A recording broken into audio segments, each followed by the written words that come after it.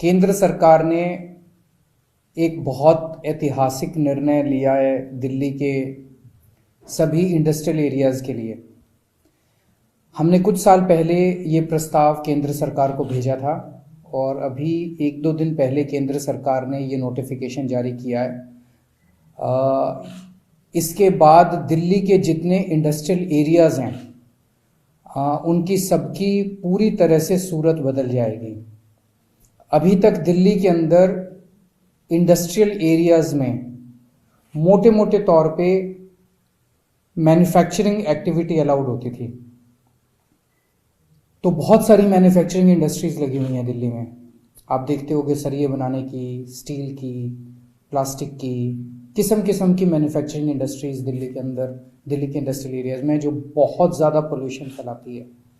आप देखते हैं वहाँ पे कितना, अगर किसी भी इंडस्ट्रियल एरिया में चले जाएं तो कितनी बुरी हालत वहाँ देखने को मिलती है।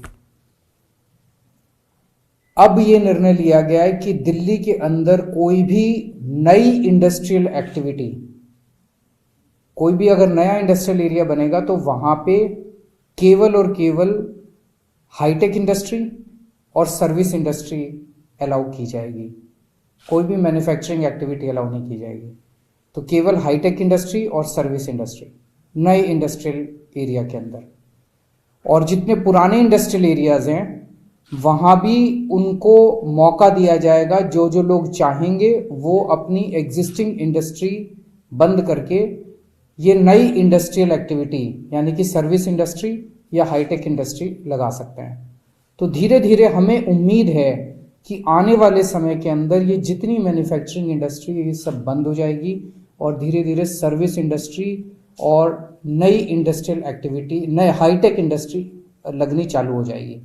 इसमें क्या क्या चीज़ें आती हैं, आप अगर देखेंगे ये लिस्ट अगर देखेंगे तो इसमें चार्टर्ड अकाउंटेंट अपने ऑफिस खोल सकते हैं, लॉयर्स अपने ऑफिस खोल सकते हैं, मीडिया के लोग अपने ऑफिस खोल सकते हैं, सॉफ्टवेयर इंडस्ट्री यहाँ पे लग सकती है, उसके बहुत ऑफिस खुल सकते हैं, computer hardware and software industry and industries doing systemic integration, industries integrating and manipulating the interfaces of computers and telecom facilities. IT service industry है, internet and email service providers.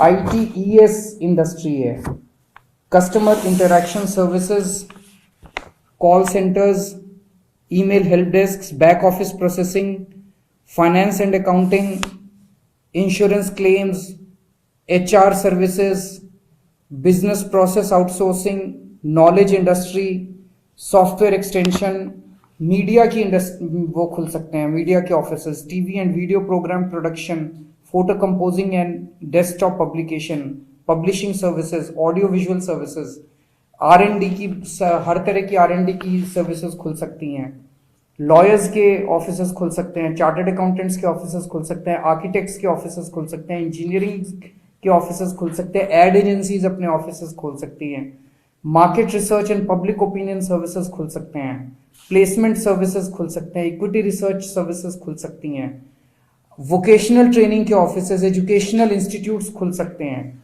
तो अब एक तरह से ये जितनी सर्विस इंडस्ट्री, दिल्ली को अगर हम समझने की कोशिश करें, दिल्ली की मेन इकोनॉमी सर्विस बेस्ड है, मैन्युफैक्चरिंग बेस्ड नहीं है।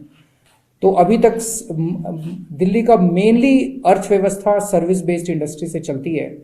अभी तक ये जितनी सर्विस बेस्ड इंडस्ट्री मैंने बताई है ये सारे के सारे ऑफिस की कैटेगरी में आते थे मास्टर प्लान में, और ये केवल कॉमर्शियल एरिया में खुल सकते थे। कॉमर्शियल एरिया में रेट बहुत ज़्यादा थे, इसीलिए वहाँ पे उतने ये वाले ऑफिस खुल नहीं पा रहे थे। तो ये सारे ऑफिस उठ के गुड़गांव या नोएडा या फरीदाबाद जाते थे। अब इनको दूसरे शहरों में जाने की जरूरत नहीं पड़ेगी। इन लोगों को चीप रेट पे, सस्ते रेट पे इन इंडस्ट्रियल एरियाज के अंदर और काफ़ी स्पेस मिलेगी। तो मैं समझता हूँ कि अब दिल्ली के इंडस्ट्रियल एरियाज के अंदर पोल्यूटिंग इंडस्ट्री खत्म होगी और दिल्ली के हमारे इंडस्ट्रियल एरिया साफ सुथरे, neat, clean, green industrial area बनेंगे।